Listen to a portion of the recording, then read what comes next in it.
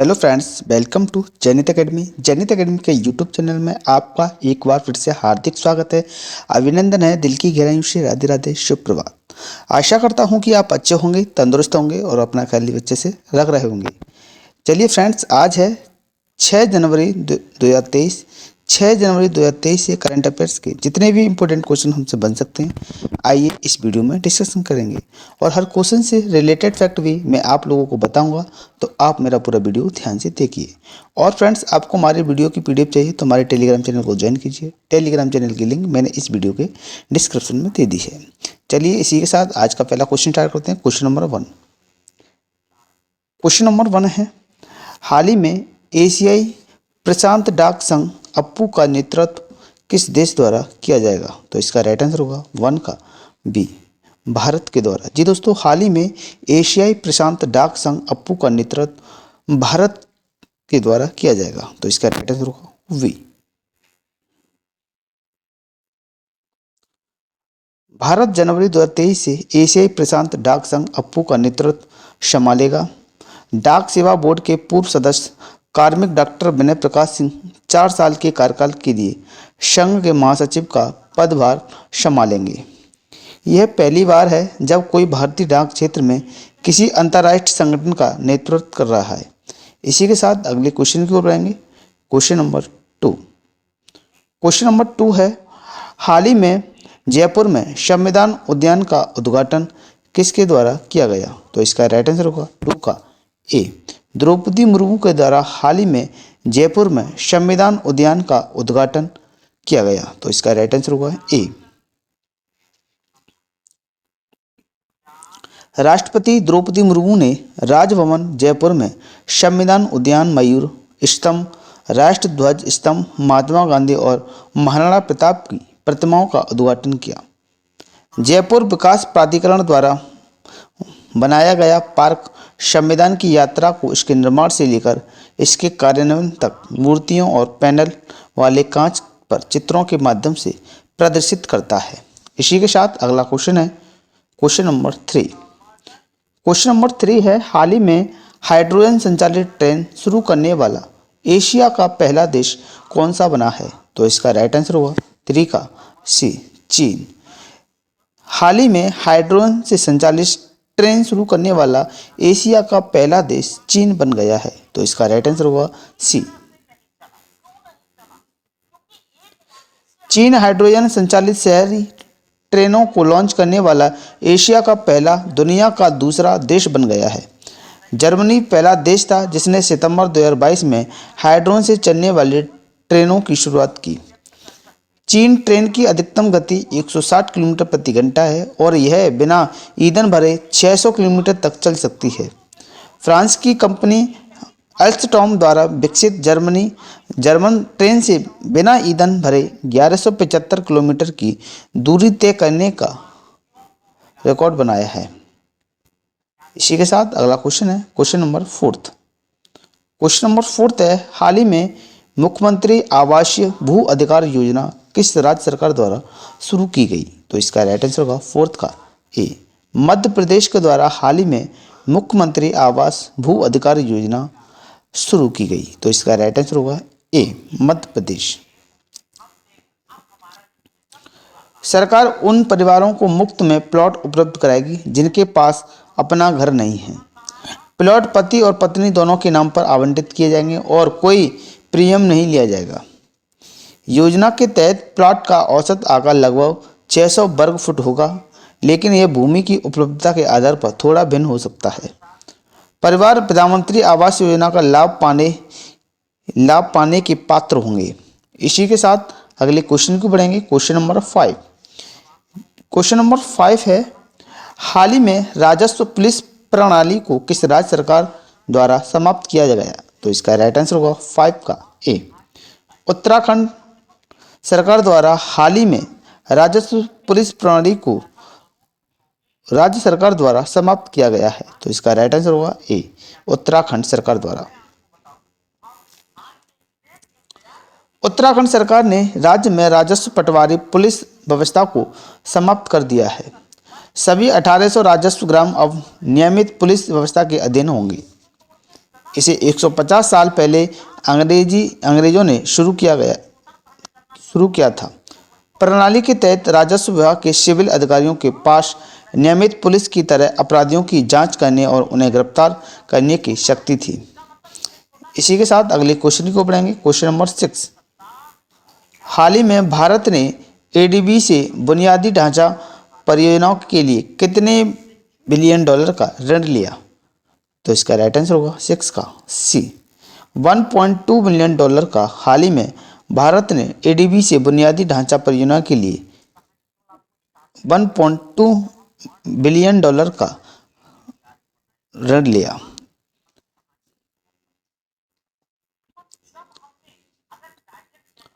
भारत सरकार और एशियाई विकास बैंक एडीबी यानी कि एशियन डेवलपमेंट बैंक ने विभिन्न भारतीय राज्यों में बुनियादी ढांचे के विकास के लिए कुल 1.22 मिलियन डॉलर के ऋण समझौते पर हस्ताक्षर किए। समझौते में त्रिपुरा, असम और बिजली क्षेत्र और राजमार्गों में सुधार, चेन्नई में मेट्रो रेल कनेक्टिविटी और महाराष्ट्र राज्य में प्रमुख आर्थिक क्षेत्रों में सुधार के लिए परियोजनाएं शामिल होंगी। इसी के साथ अगले क्वेश्चन को पढ़ेंगे। Question number 7। क्वेश्चन नंबर 7 है, हाल ही में विश्व ब्रेल दिवस कब मनाया गया? तो इसका राइट आंसर होगा 7 का सी, 4 जनवरी को हाल ही में विश्व ब्रेल दिवस के रूप में मनाया गया। तो इसका राइट आंसर होगा सी। विश्व ब्रेल दिवस हर साल 4 जनवरी को मनाया जाता है। यह दृष्टिबाधित लोगों के लिए संचार के साधन के रूप में ब्रेल के महत्व के बारे में जागरूकता बढ़ाने के लिए मनाया जाता है।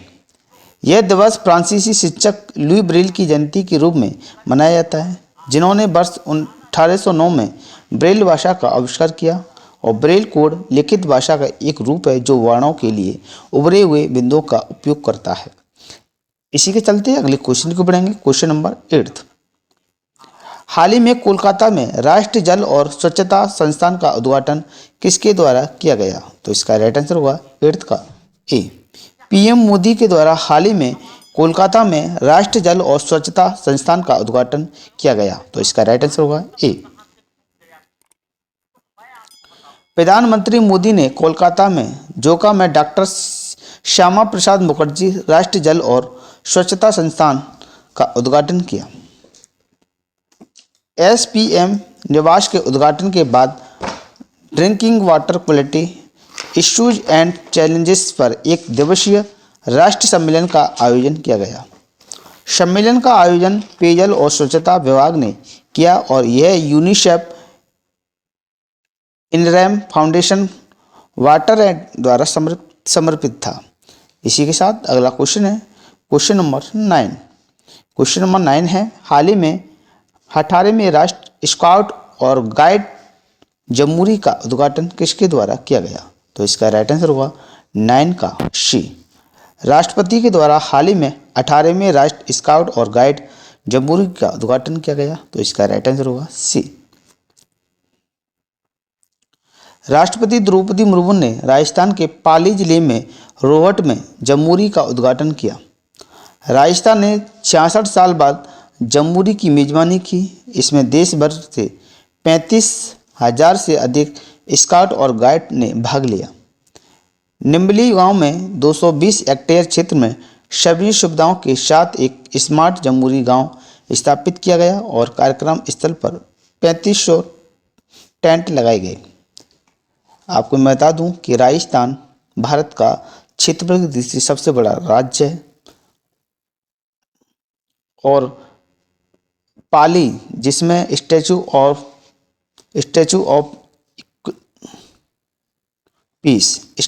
पीस कहाँ पर है? पाली, राजस्थान में। और स्टैचू ऑफ यूनिटी है अहमदाबाद में और स्टैचू ऑफ इक्वलिटी है हैदराबाद में। जी आपको पॉइंट तीनों ध्यान रखनी है। चलिए फ्रेंड्स, इसी के साथ अगले क्वेश्चन को पढ़ेंगे। Question number 10। हाल ही में गान नगाई उत्सव किस राज्य सरकार द्वारा मनाया गया? तो इसका राइट आंसर होगा 10 का बी, मणिपुर में हाल ही में गान नगाई उत्सव मनाया गया। तो इसका राइट आंसर होगा वी। गान नगाई उत्सव मणिपुर में एक प्रमुख कार्यक्रम है जिसे जेलियांगरोंग समुदाय द्वारा हर साल फसल के मौसम के बाद मनाया जाता है। 4 जनवरी 2023 को समुदाय अच्छी फसल के लिए अपना आभार व्यक्त करने और आने वाले समृद्ध वर्ष के लिए प्रार्थना करने के लिए एकत्र होगा। उत्सव आमतौर पर दिसंबर या जनवरी के महीने में पूरे 5 दिनों तक मनाया जाता है। इसकी तिथि हर साल बदलती रहती है। इसी के साथ अगला क्वेश्चन है क्वेश्चन नंबर 11। क्वेश्चन नंबर 11 है, हाल ही में हेरिटेज लाइन पर हाइड्रोजन पावर ट्रेन किस देश द्वारा शुरू की गई? तो इसका राइट आंसर होगा 11 का ए। भारतीय रेलवे के द्वारा हाल ही में हेरिटेज लाइन पर हाइड्रोजन पावर ट्रेन भारतीय रेलवे के द्वारा शुरू की गई। तो इसका राइट आंसर होगा ए। रेल मंत्रालय ने अपनी हेरिटेज लाइन पर हाइड्रोजन पावर ट्रेन शुरू करने की योजना घोषणा की है। इस योजना को हाइड्रोजन फॉर हेरिटेज कहा जाता है। हाइड्रोजन से चलने वाली ट्रेनों को नैरो गेज और मीटर गेज दोनों लाइनों पर लागू किया जाएगा। इन ट्रेनों की शुरुआत के लिए 8 हेरिटेज रूट की पहचान की गई है। इसी के साथ अगले क्वेश्चन को पढ़ेंगे क्वेश्चन नंबर 12। हाल ही में किस देश की एलिडा गुएरा को प्रथम KR गौरी अम्मा राष्ट्र पुरस्कार के लिए चुना गया? तो इसका राइट आंसर होगा 12 का बी, क्यूबा। जी दोस्तों, हाल ही में क्यूबा देश की एलिडा गुएरा को प्रथम KR गौरी अम्मा राष्ट्र पुरस्कार के लिए चुना गया। तो इसका राइट आंसर होगा 12 का बी।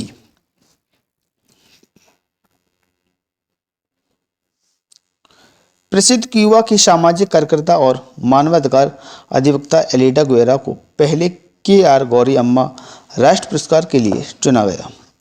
इसकी स्थापना KR गौरी अम्मा फाउंडेशन ने की थी।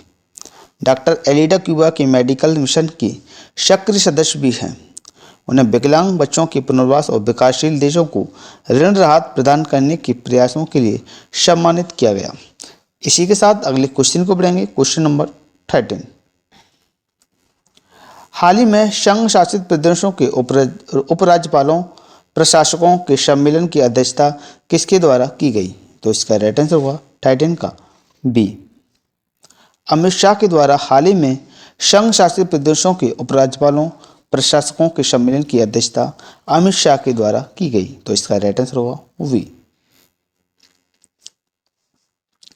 केंद्रीय गृह मंत्री अमित शाह ने नई दिल्ली में केंद्र शासित प्रदेश में विकास कार्यक्रमों पर सम्मेलन की अध्यक्षता की। सम्मेलन में दिल्ली, चंडीगढ़, अंडमान और निकोबार, पुडुचेरी, लद्दाख और जम्मू कश्मीर सहित संघ शासित प्रदेशों के उपराज्यपाल और प्रशासक शामिल हुए। सम्मेलन में केंद्र शासित प्रदेशों के आर्थिक विकास पैटर्न और प्रमुख योजनाओं और भविष्य के रोडमैप की समीक्षा की गई। इसी के साथ अगला क्वेश्चन है क्वेश्चन नंबर 14। हाल ही में भारत सरकार ने मार्च 2024 तक किन दालों के मुक्त आयात का विस्तार किया है? तो इसका राइट आंसर होगा 14 का सी, उपयुक्त दोनों। उड़द और अरहर की दाल पर भारत सरकार ने मार्च 2024 तक मुक्त आयात का विस्तार किया है। तो इसका राइट आंसर होगा सी। भारत सरकार ने उड़द और अरहर दालों की मुक्त आयात को 1 वर्ष और बढ़ाकर 31 मार्च 2024 तक कर दिया। इससे पहले मार्च 2022 में सरकार ने 31 मार्च 2023 तक अरहर और उड़द की मुक्त आयात की अनुमति दे दी थी।